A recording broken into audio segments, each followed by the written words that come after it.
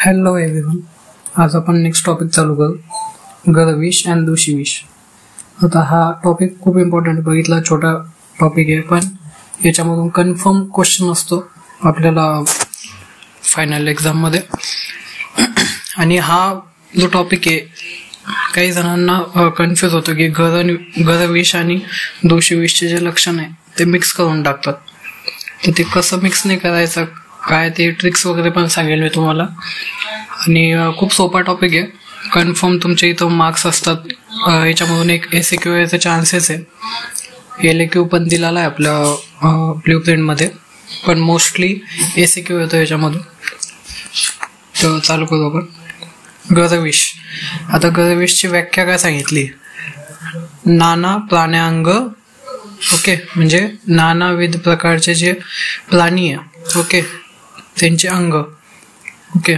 मल विरुद्ध औषधी भस्म, म्हणजे मल व विरुद्ध औषधी भस्म जे, ओके.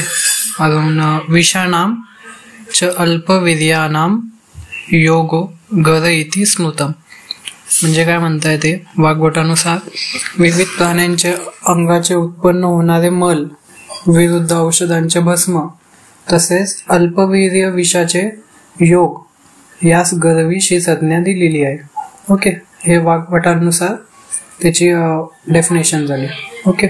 आता चरकाचार्य काय म्हणतात, चरकाचार्यानुसार स्थावर व जंगल विषाच्या व्यतिरिक्त एक संयोजक विष असते, त्यास गरविष असे म्हणतात. हे विष अनेक रोग उत्पन्न करते, कारण याचा विपाक उशिराने होतो, म्हणून हे विष शीघ्र प्राणघातक नसते, ओके. गरविष तुम्हाला कळालं. आता काय दोन आचार्यानुसार दोन वेगवेगळे डेफिनेशन सांगितलेले, हे दोघंही लक्षात ठेवायचे. आणि गरविष जर आला, दोघं प्रकारे तुम्ही डेफिनेशन लिहायचे, म्हणजे काय होतं याच्याने की एक्झामिनरवर इम्प्रेशन चांगलं पडतं की दोन आचार्यांच्या नुसार त्यांनी डेफिनेशन लिहिले स्टुडंटने, तर मग मार्क्स थोडे चांगले देतले, ओके. आता लक्षणं बघा काय काय असतं गरविष मध्ये. पांडुता, कृशता, अग्निमांद्य, हस्तपादशोथ, अज्ञान, उदररोग, ग्रहणी, यक्ष्मा, गुल्म, क्षय, ज्वर इत्यादी लक्षणे गरविष सेवनाने निर्माण होतात, ओके. हे सगळे लक्षण लक्षात ठेवायचे तुम्ही. आणि हे ट्राय करा की लक्षणे पाठ करायचे, कारण की काय गरविषचे लक्षणं आणि दूषिविषचे लक्षणं असं तुम्हाला कन्फ्युज होऊ शकतं. तर काय करायचं, दोघांचा एक चार्ट बनवायचा, एका साईडला गरविष, एका साईडला दूषिविष, आणि चार्ट वाईज तुम्ही लक्षण लिहायचे. म्हणजे काय तुम्हाला हर वेळेस तो चार्ट समोर ठेवायचा आणि मग पाठ करायचं, ओके.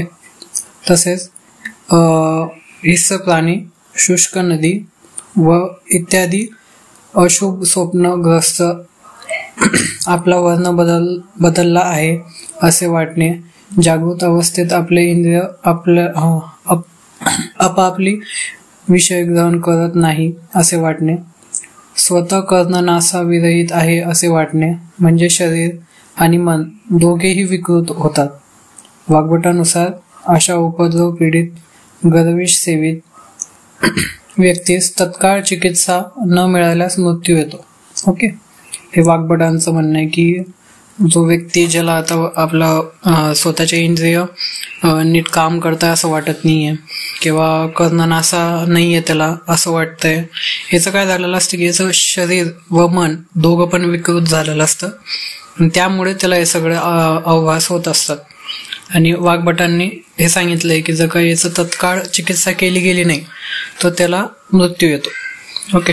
आता चिकित्सा काय, सर्वप्रथम ताम्रभस्म अल्पमात्रेत मधासह देऊन वमन करावे, ओके. आधी शोधन करायचं आपल्याला, ओके.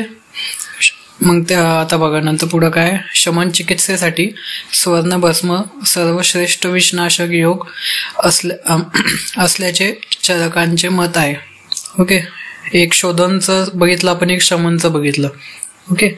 आता वाग्भटांनुसार गरविष पीडित रुग्णास तत्काळ वमन देऊन हृदय शोधन करावे आणि स्वर्णमाक्षिक स्वर्णभस्म शर्करा मधु अनुपानाने द्यावे.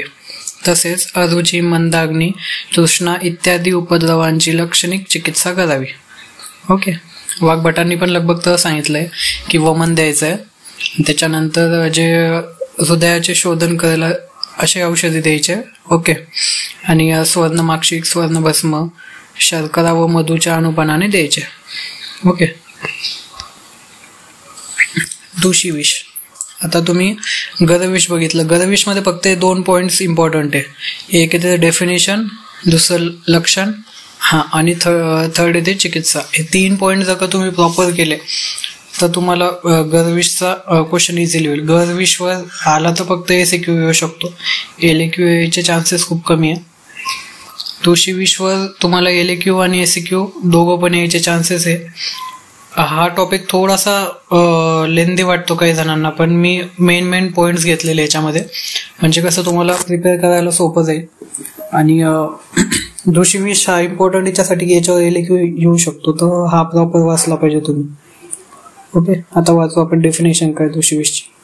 स्थावर जंगम अथवा कृत्रिम विषाचा जो अंश शरीराच्या बाहेर पूर्णतः पडू शकत नाही आणि पचून किंवा विषाणू औषधाच्या प्रभावाने क्षीणवीर्य होऊन शरीरातच पडून राहतो व हळूहळू शरीरास दूषित करतो. आता दूषिविषची डेफिनेशन काय सांगितली. स्थावर जंगम किंवा कृत्रिम कोणतंही विष असू शकतं जे अंशतः शरीरात पडून राहतं. ओके. किंवा विषाणू औषधांच्या प्रभावाने क्षीणवीर्य होऊन शरीरातच पडून राहतं, म्हणजे ज्या आधी विष प्रभाव झालेला आहे त्याच्यानंतर विषाणू औषध घेतल्यानंतर पण ते कमी वीर्याचं होतं, तिथंच पडून राहतं. ओके. दूषिविष हे अल्पवीर्यवान असल्याने शीघ्रतेने मृत्यू आणत नाही, परंतु कफावृत होऊन शरीरामध्ये वर्षानुवर्षे टिकून राहते आणि विष लक्षणे दिसत नाही. ओके. त्याच्यामध्ये काय सांगितलं की दूषिविष हे अल्पवीर्यवान असतं, हे शरीराचा शीघ्रतेने मृत्यू करत नाही, हे कफाला आवृत होऊन शरीरामध्ये वर्षानुवर्ष टिकून राहतं, हे सांगितलं यामध्ये. ओके. तुम्हाला समजलं आता दूषिविष म्हणजे काय, दूषिविषची व्याख्या. ओके. आता विष लक्षण उत्पत्तीचे काय कारण असतं. आता वीर्यवान नव्हतंय. ओके. क्षीणवीर्य होतं याचं. आता काय अशा गोष्टी होऊ शकतात की त्याच्याने हे जे दूषिविष आहे ते डबल काय म्हणता आपण शरीरामध्ये काही व्याधी निर्माण करू शकतं किंवा काही लक्षण निर्माण करू शकतं. ते कशामुळे, हे सगळे कारण यायचे. प्रतिकूल देश, काल, आहार विहार, अत्याधिक परिश्रम, अत्याधिक मैथून, मानसिक द्वंद्व, क्रोध इत्यादी प्रतिकूल गोष्टींमुळे रोगप्रतिकार क्षमता कमी होते. आणि सोबत जर पूर्वेकडील वायू, उष्णता, शैत्य, वर्षा ऋतू, आकाशात ढग, अजीर्ण आदींच्या संयोगाने दूषिविष शरीरातील धातूंना दूषित करण्यास सुरुवात करते, म्हणजे विष लक्षणे उत्पन्न होतात. ओके. आता या सगळ्या गोष्टी झाल्यानंतर ना ह्या विषाचे लक्षणे दिसायला लागतात. ओके. तर काय त्याच्यामध्ये प्रकोपित देश, काल, अजून काही मानसिक द्वंद्व असले, क्रोध असला, रोगप्रतिकार क्षमता कमी झाली, या सगळ्या गोष्टीमुळे विषाचे लक्षण तुम्हाला उत्पन्न होताना दिसतील. तर कोणत्या विषाचे? दूषिविषाचे. ओके. आता दूषिविषाचे पूर्वरूप बघू आपण. पूर्वरूप सोपे 6 तुम्ही पाठ करून घ्या. निद्रा, गुरुत्व, झुंबा, संधी शैथिल्य, रोमहर्ष, अंगमर्द. म्हणजे एक प्रकारे काय आहे की बॉडीमध्ये आळस येतो एक प्रकारे. बघा तुम्ही, निद्रा येते, गुरुत्व येते, झुंबा येते. ओके. संधी शैथिल्य येते, रोमहर्ष, अंगमर्द, म्हणजे एकदमच आळशी बनवतोय तो माणसाला एक प्रकारे. ह्या ट्रिकने तुम्ही लक्ष ठेवू शकता की सगळ्या आळसपणाचे लक्षणं पूर्वरूपमध्ये येतात. आता रूपमध्ये काय काय बघा, प्रॉपर लक्षणं काय त्याचे. रक्तदृष्टीमध्ये जेव्हा रक्तदृष्टी होते याच्यामध्ये दूषिविषमध्ये, तर तेव्हा कुष्ठ, कोठ,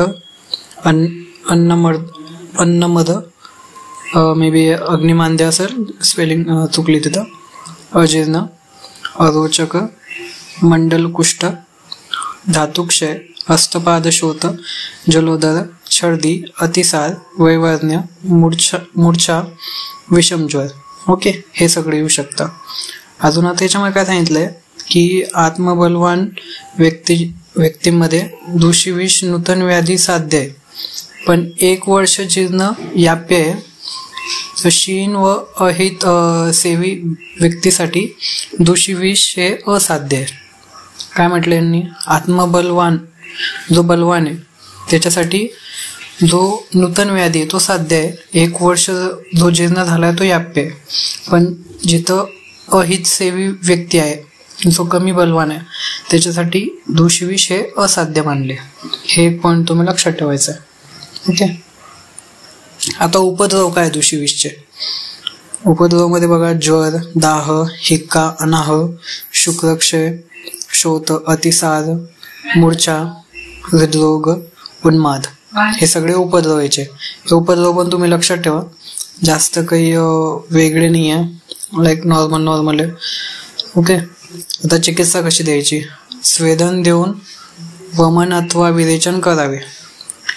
यथोचित शुद्धीनंतर अगदाचे प्रयोग करावे. आता काय करायचं, पहिले स्वेदन द्यायचं, वमन किंवा विरेचनाने विषाचे शोधन करायचे. ओके. त्यानंतर कोणत्याही अगदाचा प्रयोग करायचा आहे. आता उपद्रवानुसार लाक्षणिक चिकित्सा अगद प्रयोग सोबत करावी. आता जे उपद्रव उत्पन्न होतील याच्यामध्ये दूषी विषमध्ये, त्याच्या अनुषंगाने आपण काय करायचं की कोणते अगद यूज करायचे ते आपण चूज करायचे. दूषी विष चिकित्सेत सुवर्णभस्म, सुवर्णमाक्षिक भस्म, ताप्यादी लोह, प्रवाळ पंचामृत इत्यादी उत्तम असतात. आता हे तुम्ही बघू शकता की हे जे ना अगद सांगितलेले इथं, किंवा तुम्ही एक फोकस करायचं की सुवर्ण भस्म आणि सुवर्णमाक्षिक भस्म हे खूप मेन आहे. म्हणजे आपण बघा की गरविषमध्ये पण बघितले, दोषी विषमध्ये पण आलेले, तर हे दोघीकडे टाकायचे आहे तुम्हाला. आता मॉडर्न ऍस्पेक्ट काय दूषी विषचा. आता दूषी विषचे जे कंपॅरिझन मॉडर्न सोबत केलेलं आहे ते इथं ह्या टेबलमध्ये दाखवलं आहे. युटिकेसिया, कोठ, मंडल, ओके.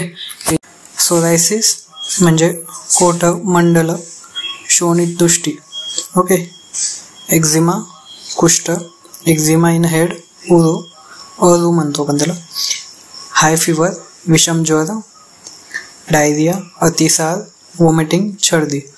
हे तुम्हाला मॉडर्न ऍस्पेक्ट पण माहिती पाहिजे. आता तुम्ही जर का त्यांनी विचारलं की मॉडर्न ऍस्पेक्ट पण त्याचा सांगा, तर आता काय होतं मोस्टली की क्वेश्चन पूर्ण इलॅबोरेटिव्ह येत आहे की स्पेसिफिक गोष्टी विचारताय. आता जर का विचारलं त्यांनी दूषी विश्व, तर दूषी विश्व कसा क्वेश्चन येईल, दूषी विषची व्याख्या सांगा, त्यानंतर त्याचा उपद्रव, पूर्वरूप, रूप, चिकित्सा आणि त्याचा मॉडर्न ऍस्पेक्ट असं पूर्ण सांगा. असं जर का येईल किंवा आला तर असं येईल, प्रॉपर ते सांगतील तुम्हाला काय काय लिहायचं आहे. तर तुम्हाला हे सगळे पॉईंट्स आले पाहिजे. ओके. आणि पेपर लेंदी कसा लिहायचा तो तुम्हाला प्रॅक्टिस करायला हवा. ओके.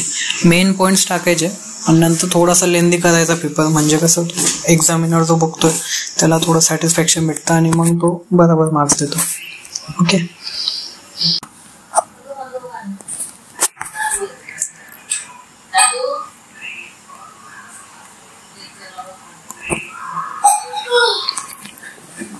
हॅलो एव्हरीवन, आज आपण नेक्स्ट टॉपिक चालू करू, गरविष अँड दूषी विष.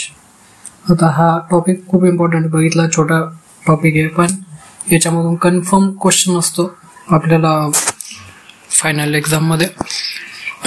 आणि हा जो टॉपिक आहे काही जणांना कन्फ्यूज होतो की गरविष आणि दूषी विषचे जे लक्षण आहे ते मिक्स करून टाकतात. तर ते कसं मिक्स नाही करायचं, काय ते ट्रिक्स वगैरे पण सांगेल मी तुम्हाला. आणि खूप सोपा टॉपिक आहे, कन्फर्म तुमच्या इथं मार्क्स असतात. याच्यामधून एक SAQ याचा चान्सेस आहे, LAQ पण दिलेला आहे आपल्या ब्ल्यू प्रिंटमध्ये, पण मोस्टली SAQ येतो याच्यामधून. तर चालू करू आपण. गरविष. आता गरविषची व्याख्या काय सांगितली, नाना प्राण्यांग, ओके, म्हणजे नानाविध प्रकारचे जे प्राणी आहे, ओके, त्यांचे अंग, ओके. मल विरुद्ध औषधी भस्म, म्हणजे मल व विरुद्ध औषधी भस्म जे, ओके. अजून विषाणाम च अल्पवीर्यानाम योगो गर इति स्मृतम, म्हणजे काय म्हणताय ते वाग्भटानुसार विविध प्राण्यांच्या अंगाचे उत्पन्न होणारे मल विरुद्ध औषधांचे भस्म तसेच अल्पवीर्य विषाचे योग यास गरविष ही संज्ञा दिलेली आहे. ओके, हे वाग्भटांनुसार त्याची डेफिनेशन झाली. ओके, आता चरकाचार्य काय म्हणतात? चरकाचार्यानुसार स्थावर व जंगल विषाच्या व्यतिरिक्त एक संयोजक विष असते, त्यास गरविष असे म्हणतात. हे विष अनेक रोग उत्पन्न करते, कारण याचा विपाक उशिराने होतो.